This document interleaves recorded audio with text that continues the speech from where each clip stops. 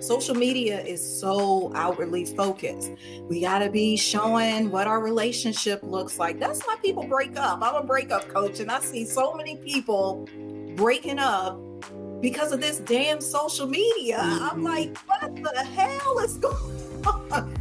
We don't have to always be on, because I used to feel that way until I started listening to myself. Welcome to another episode of the Holistic Sister Circle. We are super excited for this topic, and we're all about social media detoxing and versus always online. So we have some really fun questions to be asked here. And through this, if you have questions or you want to chime in with us, please don't hesitate to comment or share inside of the post a comment section of the channel. And without further ado, we'll go ahead and take it away. So our first question of today is, what does healthy social media use look like to you? What does healthy social media use look like to you? Elmira, we'll start with you, and then Lisa will have you follow up. Okay, I actually have ABCs for that. It is awareness, balance, and connection, because I use these ABCs with clients, with myself. So the awareness piece goes, how does social media make you feel? Like if you're reading a certain post, are you on a certain platform? How does it feel in your body? When it comes to balance, it's how often are you on something? Are you sleeping on TikTok at night? Like, that's out of balance. Like, you got to know, are you in balance when it comes to your social media? And then connection. This is big for me. It's the main reason I get on social media in the first place, is to connect with people. I wouldn't know you, Viair, just meeting you, Lisa, without social media. So it's about being strategic with this ABCs. And a lot of times we need a detox. And I know we'll get into that, but that's my meaning of social media while you're on it. Yeah, I like that structure, that ABC, right? Makes it usable. I think the responsible use, I mean, social media should be something that's positive in your life.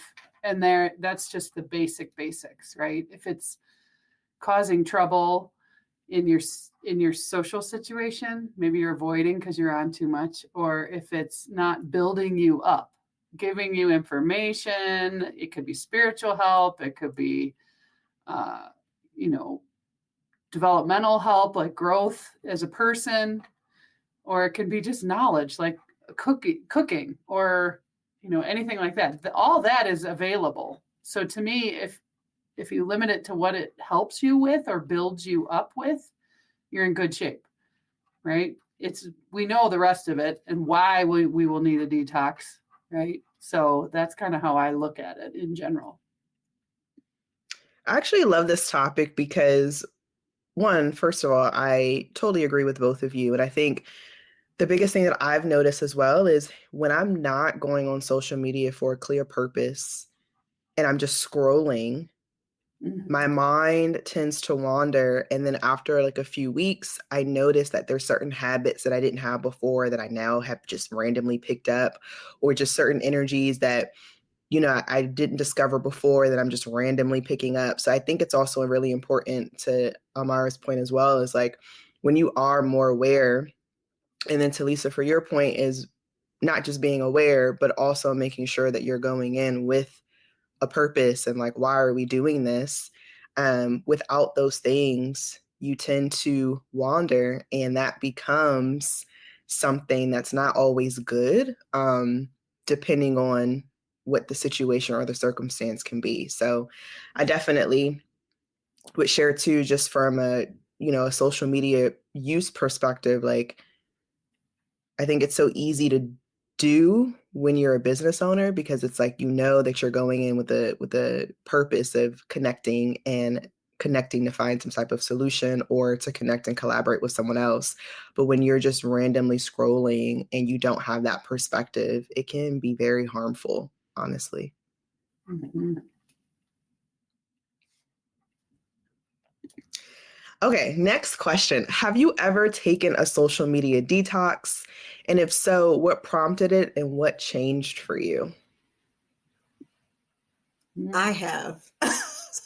I'm actually on one right now. Starting October the 1st, I limited my social media mainly with Facebook, and I'm only get on there to post.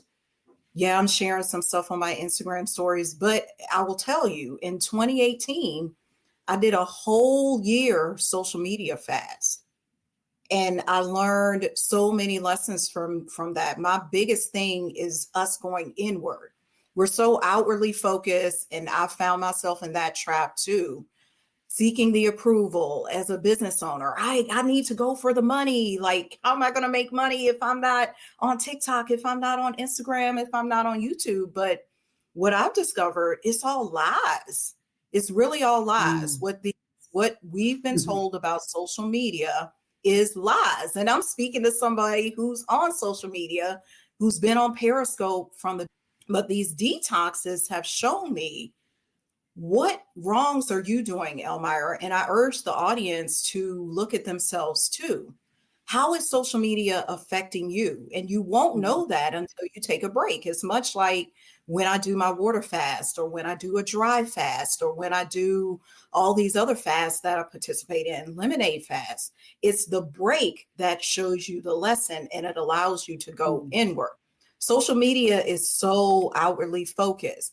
We got to be showing what our relationship looks like. That's why people break up. I'm a breakup coach, and I see so many people breaking up because of this damn social media. I'm like, what the hell is going on?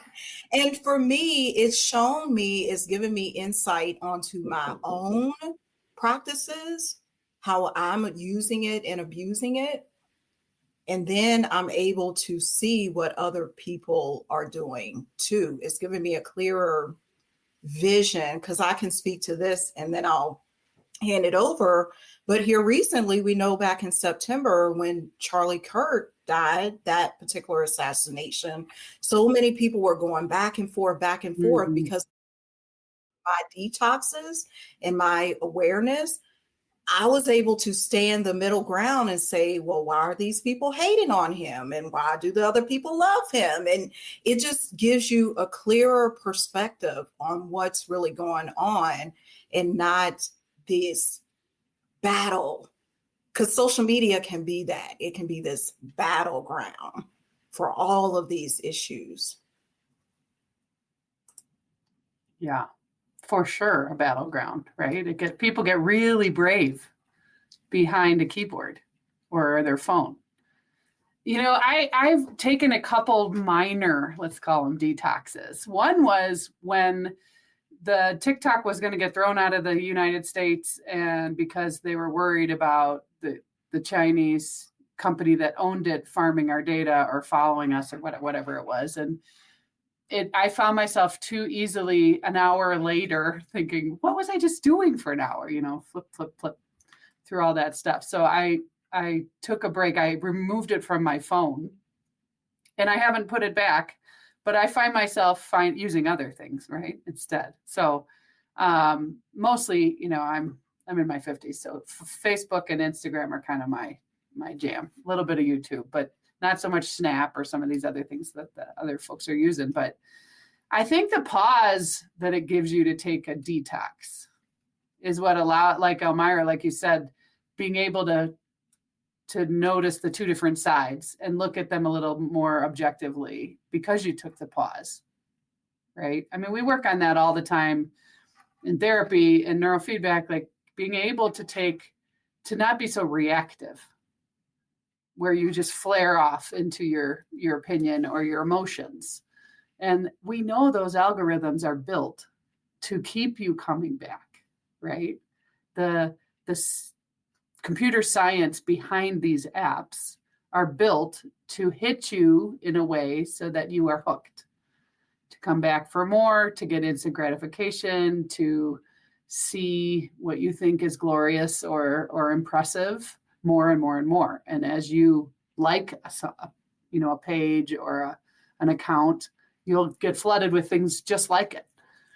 So it's a definite, the detox gives you a little perspective from the pause, I think. Yeah. No, yeah, that's so true. I think so for me, I've never been intentional with a detox. I've had times where I've just stopped posting. And I guess you can say that's a detox. It's a more reactive one. But I've had times where I'm just like, okay, this has become what I don't want.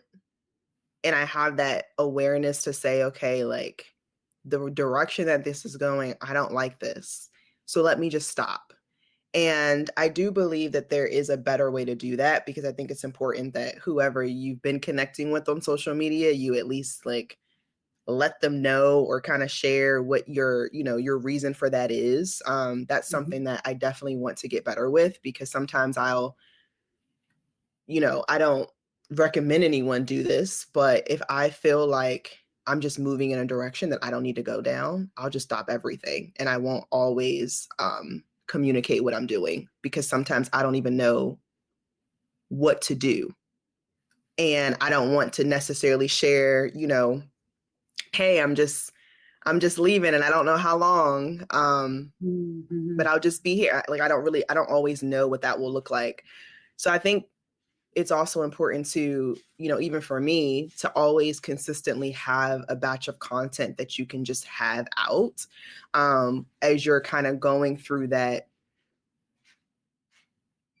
As you're kind of going through that detox to really figure out what is that next stage or next phase for you. That's really something that I'm learning myself about in real time. So. Well, and I think it's interesting what you just brought up, being, I'm coming from a perspective of consuming social media, but you are coming from a perspective of your production in social media, right? So those are really different stances. But I wonder, maybe Elmira, you do both. I don't know, but I don't produce a ton. I have someone who helps me with that, but I wonder if the detox does it different things for you from those two positions. It does, because a question I had for both you and Viair was like, can we get hooked in a good way? Like, we're talking about the creator versus the consumer, but is there an element where we can be hooked on social media in a good way? Because we're always talking about, I need a detox because I'm doing the doom strolling. And I learned a new term today too, called phubbing. Do y'all know about phubbing? What is that? So phubbing, we know what it is. It's when you're on a date or you're with your friend and they're on their phone. They're distracted by their phone. There's a term for it called phubbing. Like they're just on their phone. They're not listening to you. They're not paying attention to you. And so with all of these things, I'm just curious. And to your point, Lisa, I have resolved, like when I do my detox, I'm okay with not creating, because who told us we need to create all the time? Like, who set that parameter telling us? The same people doing those algorithms. Yes. It's insane to me. It does add pressure, I think, for sure. The whole, you have to post every day, or you need to have this, your reels need to be this long, or you have to interact somehow, whether it's quizzes or, live, or I can't even think of other ways, but there is pressure. I think, Viair, you probably experience that more. Yeah, I would say like this past year and a half has probably been the most content I've ever put out at one time. And in a good way. Like, it's been great. I've engaged with like the most people I've ever engaged with. I've had the greatest connections. But I've also found that with all of this, it has also allowed me to see like where people are. And that was one of the reasons why this type of style of show was created, because it was never honestly meant to be a debate.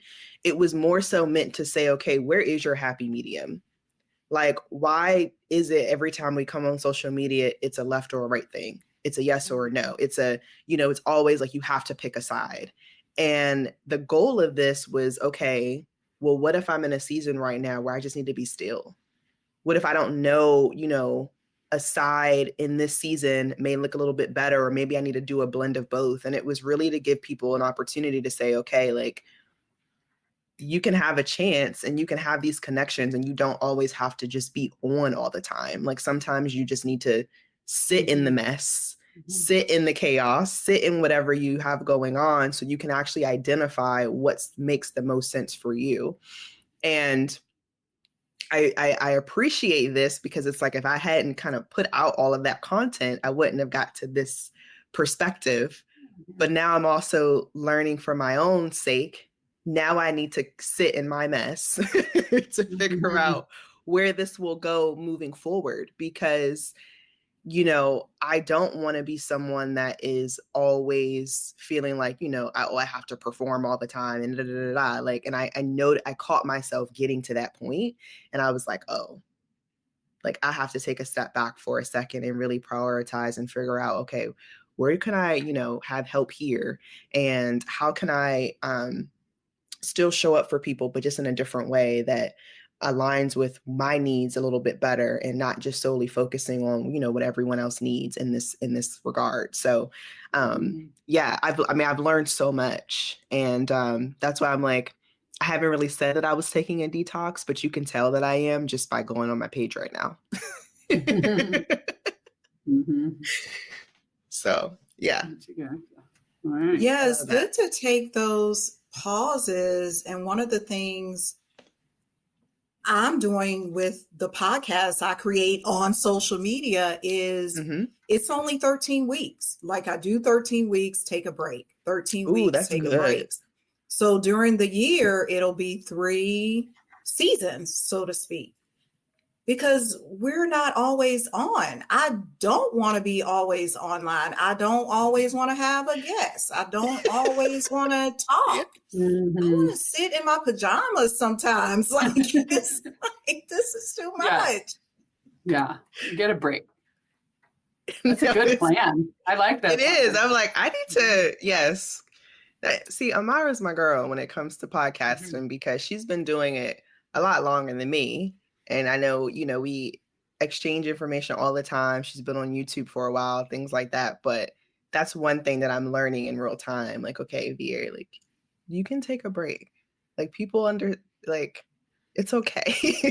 It's okay that you have your own things going on, and you need to take a moment to be still. So yeah, because it's all about listening to yourself inward. Exactly. Going back to the body. What is your body saying? Does your body say, I need to produce social media or consume social media all 52 weeks of the year? We got Christmas and Thanksgiving coming up. Do you want to be spending time with your family and loved ones? Or do you want to be posting your Christmas pictures every moment? Guess who got this? Uncle Joe did this. We have to understand with our practices what's going on. Like, our practices should predicate what's going on in our body. So you should know what to do, when to take that break, when to turn your phone on, do not disturb, all of these things. That's what I do. I don't even have my notifications on anything. And these are just some things we can easily implement. We don't have to always be on. Because I used to feel that way until I started listening to myself, listening to my body, and saying, how is this making you feel, Elmira, when you are always on? When you keep getting the Instagram notification, when you keep even the text messages. I don't want them. Yeah, that was actually something I learned to do too from a business coach I had many, many years ago. But he would always say, like, one of the main reasons most people can't focus is because there are notifications. And if you don't get into the habit of having that focus time, or that deep work time, or that time kind of just with yourself, you're always going to take 15, 20, 30 minutes to even get started with whatever the next task is that you have to do, or that you're looking to get done. So yeah, I don't have my notifications on anything anymore, because I would always be ping-ponging. And then, it would take me forever to get back on track. Yeah. Good points. This is a good one. Okay. What benefits do you see from staying consistently online and connected? Well, I think there's definitely you are more open to new communities that you would never come across in your daily life, right? If you're into hobbies or, religion or books, you can find anything to look into, to find people to talk to about it, etc. So there's that support, mental health support, divorce support, alcoholism support. Like there's everything on there, in endless, in every language all over the world. So that piece, I think, is what comes to mind for me. What do you think, Elmira? Oh, I can take that a step further too and go back to my initial thing with the C, connection. The biggest benefit is being able to connect with people. Because one of the things that I found on my healing journey and just me exploring and expanding in business and all ways of life, the people who I liked, they didn't live around me. My family don't do the same things that I do or want to, like you said, in the same communities. So being online, being on social media has gave me access to all of these things. I can think of, I watched this channel called 363 Empire, Brother Rich. I'm able to see his show and his guests. I'm able to Holistic Sister Circle, we all here right now. I'm able to actually commune and talk to people who are on my same wavelength. That's huge to me because I'm international. I talk to people in South Africa, the UK, you name it, all over the United States. And it's opened my eyes, it's opened my world. That's been the biggest benefit, is the connection, like actually connecting people who can help me on my soul mission, who can help me heal the entire world with hearts and hands. Like that's my mission, that's my actual vision. So I can't not be on social media. So I think that's the biggest benefit, is the connection. Yeah. No, that's so true.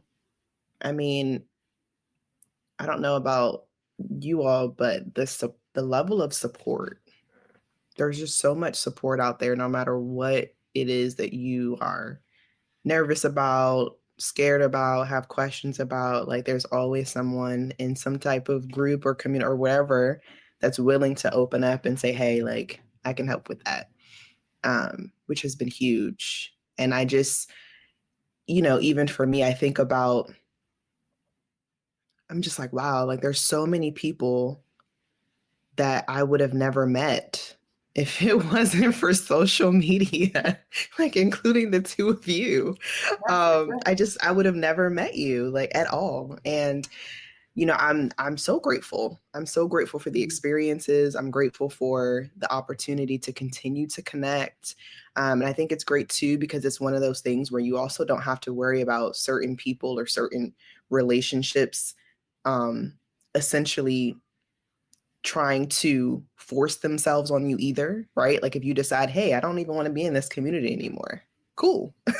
Like, that's fine too. Click of a button, right? Right. Like you don't feel weird about changing courses or, deciding, hey, I want something different right now. Like that's okay. And, whatever that journey looks like for you, like you have the support, if that's your mind frame. I think that's important as well. Like if you have a mind frame of, oh, I just want to, be dismissive and I don't want to necessarily focus on connection, then yes, obviously that's what you get. But if you're someone who, truly and genuinely feeds off of connection and you love connecting with new people and you love of, where this relationship could potentially go and thrive, you're always going to get more of the same just because of where you are mentally. So I think that's awesome. What emotional or energetic challenges come with always being accessible? Ooh, this is a big one. I really like this question. Good one. Oh, emotional challenges. I say not knowing yourself. Because that's going to be a big, because the key word there, so there were two words: emotional challenges, emotions. How do I know my emotions if I'm always online, if I'm always watching with Cardi B, what's she doing, or anybody? I can name anybody. It could be President Trump. It's like, I don't even know myself because I'm always tapped in and tuned in to their frequency. So for me, that's why the detox is so important, because I need access to my emotions. Access to my emotions comes from me being an army of one, comes from me stepping away to say, okay, Elmira, how are you really feeling? Oh, you're feeling a little unsure, uncertain. Now, I'm not feeling unsure and uncertain because of what President Trump did. I'm actually feeling unsure and uncertain. So we got to be tuned in. I go back to, this is what I preach all the time: inside your own self-care. It's what leads to a lot of breakups, because we're emotionally tied to these other people. We can cheat on social media. We can spend all our time on there. Then my partner is getting jealous because I'm in the group, or it could be anything, but it's just knowing your emotions and not other people's emotions. I think that's really important. It makes me think of teens, right, who are still just working through those identity phases and knowing who are they and who do they want to be. And you remember those ages where they would shift gears of personality depending on what group you're with or what friends are hanging around, because they're trying on all these hats, right, of what fits me best. And I think without a very intentional social media use, that anxiety of, are they my people, or should I be following this group, or what if I'm left out from that group and I'm not invited, and how that makes them feel. You know, we have a saying in the therapy world that anxiety clouds awareness, because it's all the what if. So we don't look internally, like you're saying. We just are scanning all the time for what might go wrong or what might, be unsafe for us. And I think that's where the detriment of social media comes in, right? It really can get under your skin in a negative way.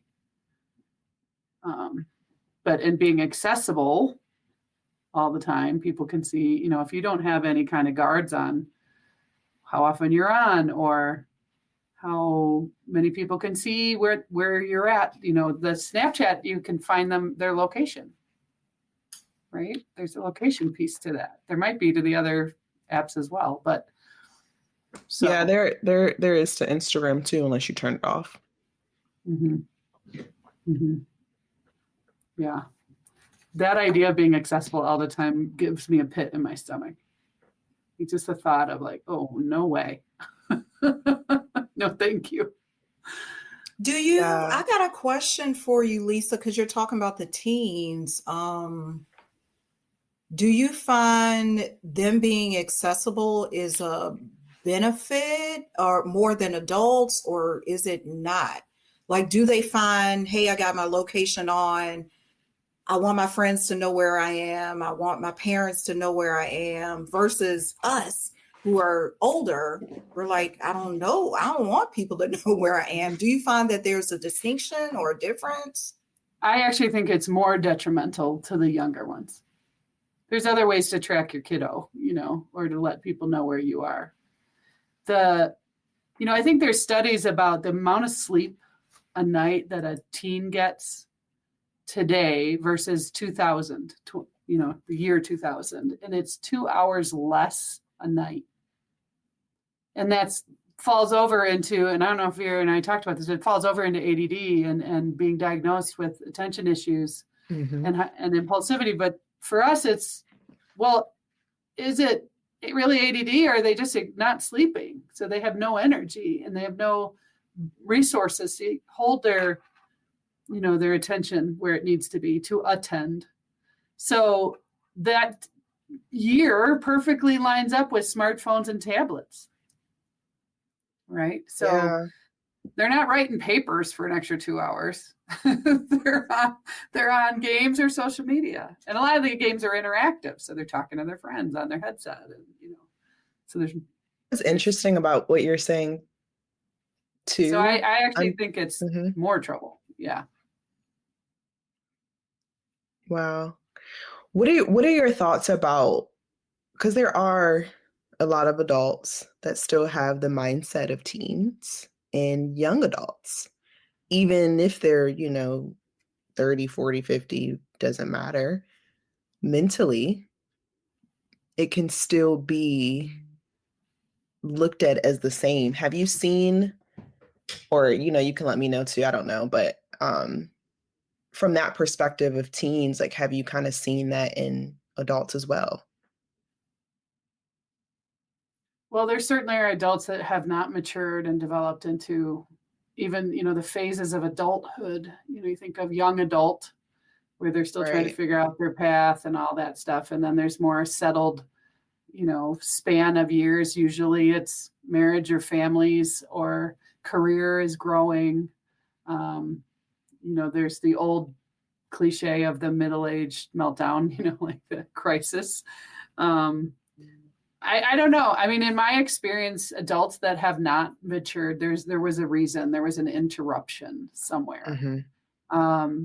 And, if 25 years ago was the shift into smartphones and such, and, more portable laptops and more portable tablets and things like that, where tech really started to take off. I don't know if that correlates. I don't know. Yeah. Elmira, you work with couples, right? So do you see that? Well, I mainly work with singles after breakup, but I would say, because I'm speaking just in general with family, friends, clients, some people just never grow up. I mean, it's just the reality of the situation. Because think about how our world is. What does growing up mean? We have this phrase called adulting. So for some, growing up means all I do is pay bills. All I do is go to work. All I do is pay for my kids' soccer. And it's just a rat race. like horrible. This is the story. I mean, but this is how the people are, they see being adult as a grump.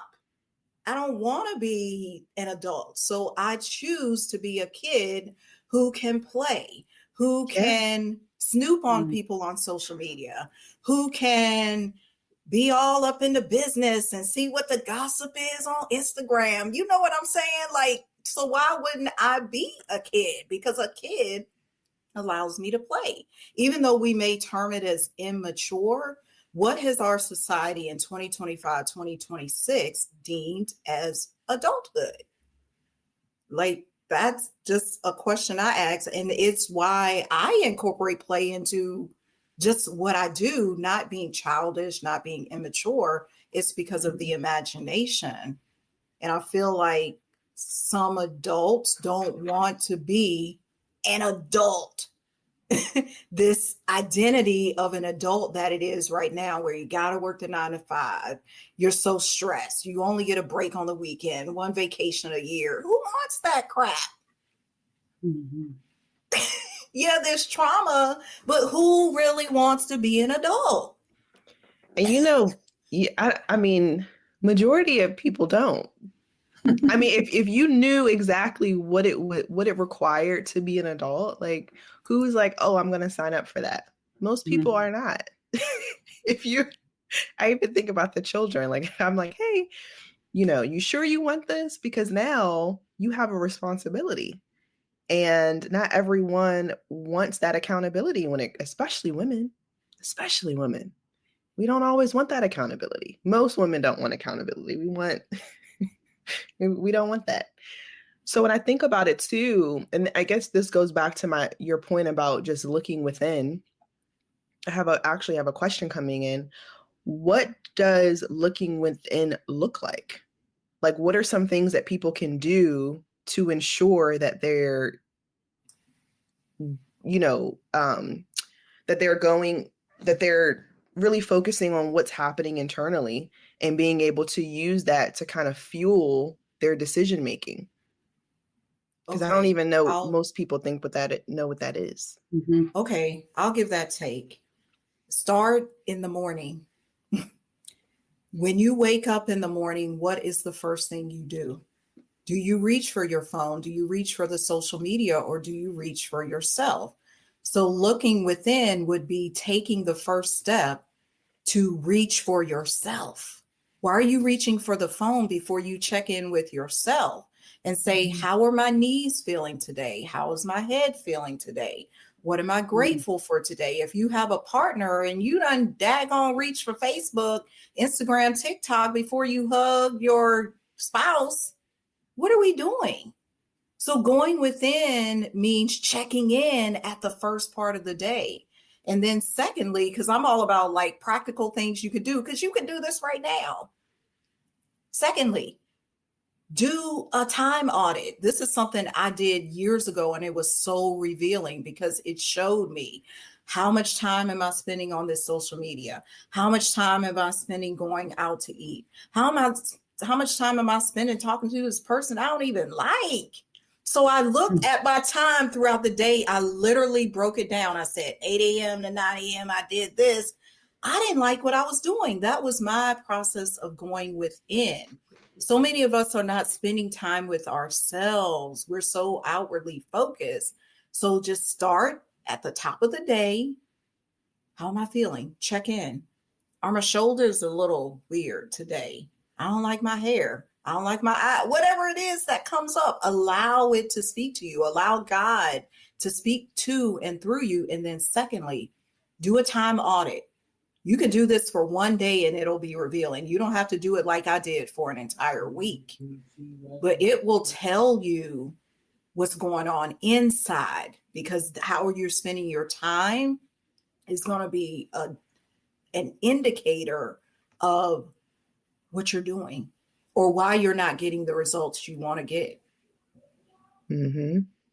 Mm-hmm. I like those so two. True. The time audit, I just clenched my jaw like, ooh, I know I wouldn't like what I wrote down. Why you wouldn't like it? Oh, I did, when you get in those modes where you just feel like you're going, but what got accomplished? Those kinds of things. But I say this, Lisa, to what you're saying is not always, that's about the going inward too. It's not always about the accomplishment. It's what did you do with that time? Did you feel joy because you sat on the couch for 2 hours and watched your favorite show? You didn't accomplish anything, but you accomplished rest. Right. Mm-hmm. Mm-hmm. Good point. Yeah. Yeah. I think, that start of the day thing is huge. I have friends and, that are huge meditators for years and years, or do their prayer and devotion in the morning, first thing, before coffee even, or people who just sit and do kind of an internal scan of what am I noticing? What does it look like? If I could name it, if I could describe the color it is, the shape it is, what's the texture, there's all sorts of ways to take that time in the morning. And I have yet to meet someone who doesn't say it totally helps me, right? Most people who have those habits, it's super helpful to them. Either it grounds them or it guides them or whatever you want to call it.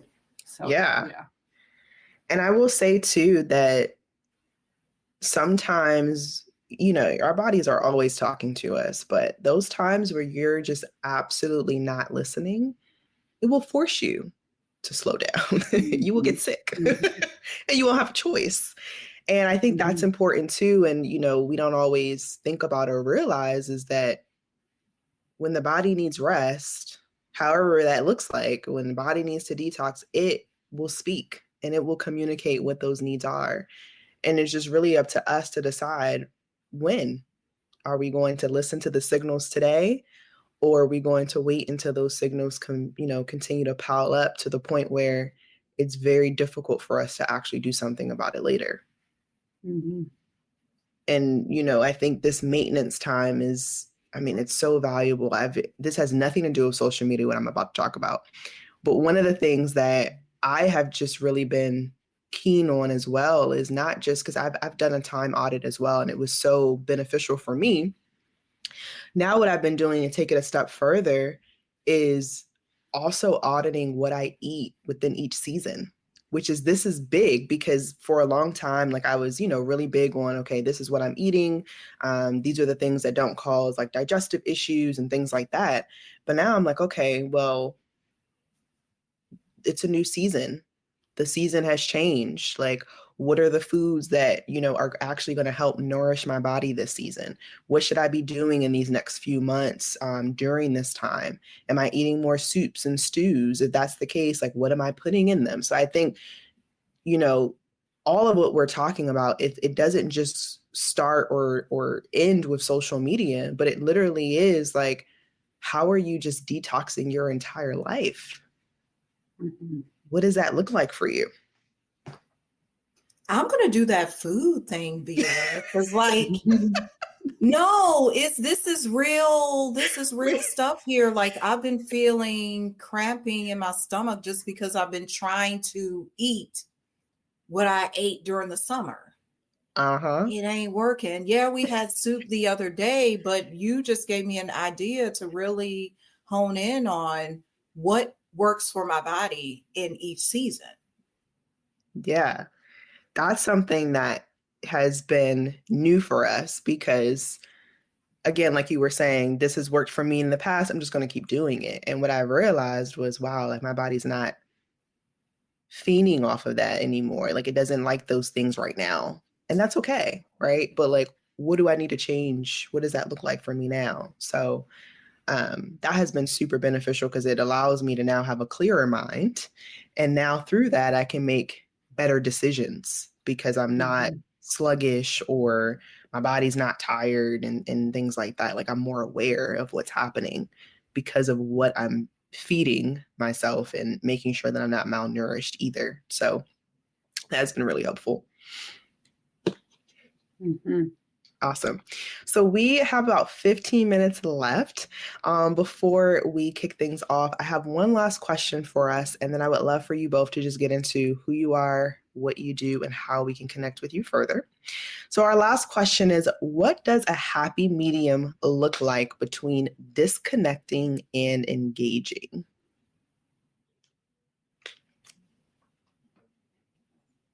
I'll let you go, Lisa. Okay. Thanks. No. She's like, I mean, I was gonna go, but do you want me to go?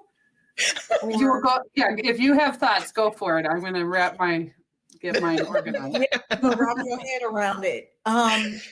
What a happy medium looks like is just what we were talking about with the food. There are seasons. We as women know this better than anybody with our cycles. Our menstrual cycles. There's going to be seasons when I need to be on. There's going to be seasons when I need to be off. We have to listen to our body. Listen to your body. If it's saying you don't need to be on here now because you got a lot going on with your family, with the children. And I'm going to use an example of this guy I know. His name is Sunny Day. We met him in New Orleans. He's like a drag queen, but he like does karaoke. That's how we met him at this tiki bar. But just the other day on social media, he said, I'm taking a break for my health. So for me, that's the happy medium is your health. Is your health dictating you need to take a break right now? You can't perform. You can't create the content. You can't even consume. Your fingers aren't working enough because you laid up in the bed. Like, this is serious. We got to just listen to what is your body speaking. Me, as a trained as a massage therapist, I'm always big on that. What is your body saying? What is your blood saying? What is your heart saying? What are the muscles saying? What are your eyes saying? What is your taste buds saying? Like everything is a whole unit.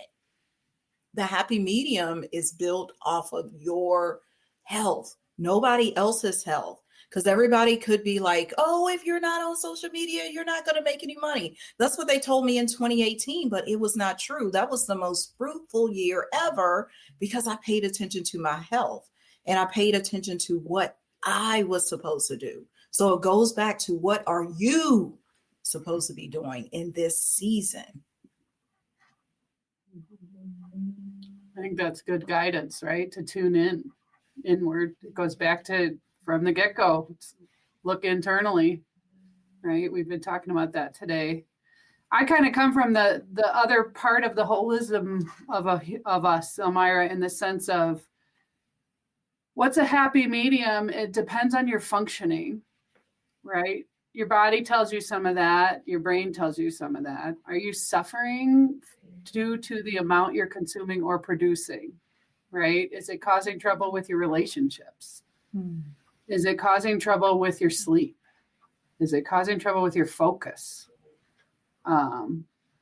Emotions, all that kinds of stuff. If you're able to have healthy emotions, healthy academics or career, healthy relationships, then I would say it's not causing trouble.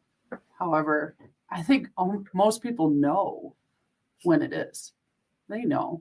It's just like when you're not behaving well.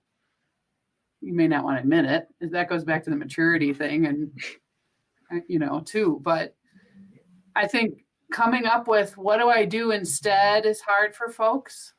If I'm consuming or producing too much, what do I fill that with? Like Viair, you talked about time with yourself.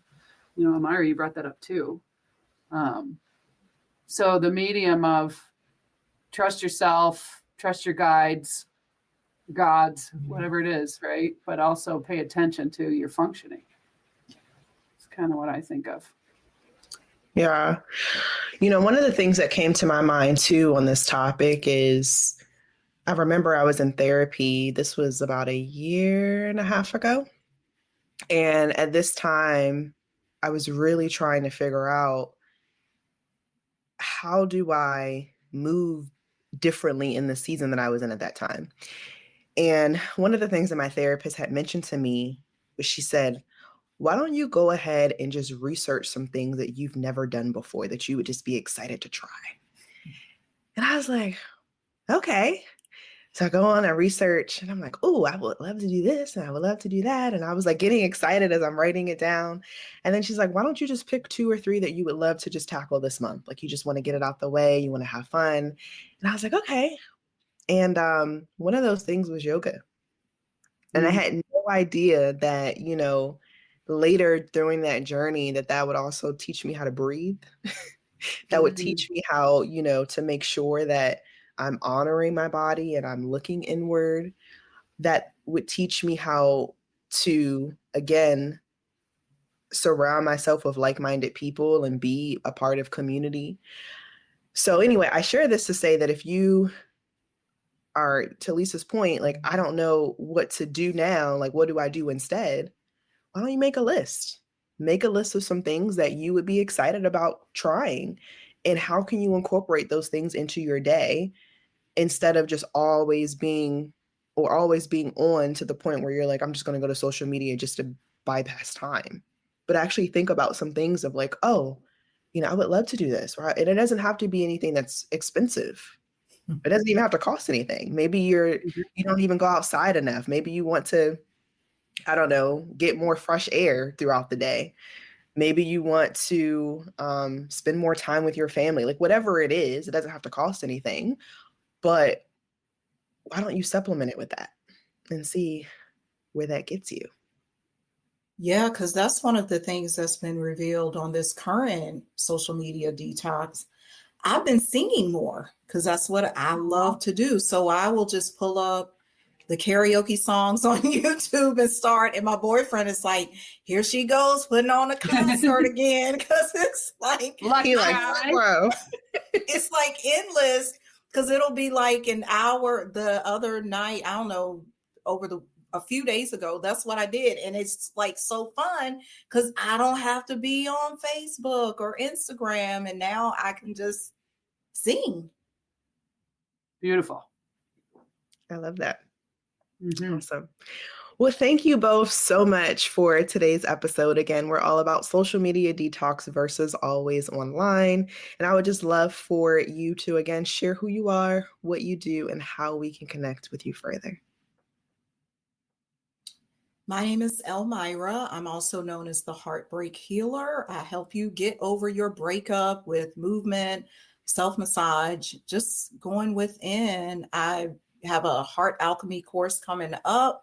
And the way you can get in touch with me, the best way is my link tree, linktree.com/Elmira Loftin official.